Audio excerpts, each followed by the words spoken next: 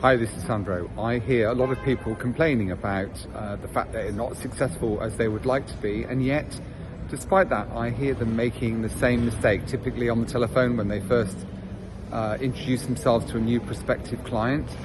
And one of the things I hear them say typically is, "Hi, my name is Sandro Forte from ABC Insurance Company," and then they wait for a response, which inevitably the response that they get is something along the lines of, "I'm not interested." And then, of course, the poor advisor can't work out why the prospective client is saying, "I'm not interested," when the advisor hasn't even had the chance to say what it is they're calling about.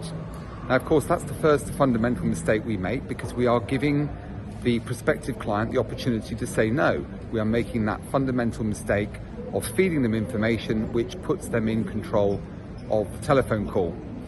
Now, one of the things that I learned very early in my career, that if we can eliminate those simple mistakes, ones that we've taken for granted over all these years because that's the way we've always been taught, we've become conditioned to do things a certain way. If we can learn how to overcome those fundamental mistakes and make life a lot easier for ourselves by, actually taking control of the telephone call, by taking control of the relationship, we make things much, much easier for ourselves.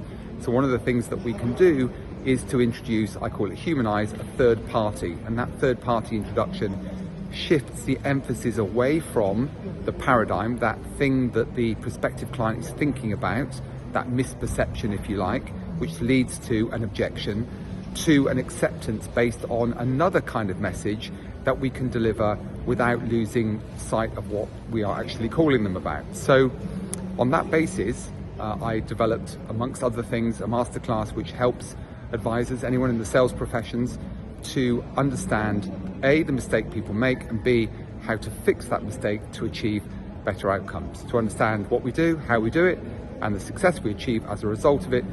Looking forward to you joining the masterclass and to learning that and an awful lot more, the fundamental secrets to success.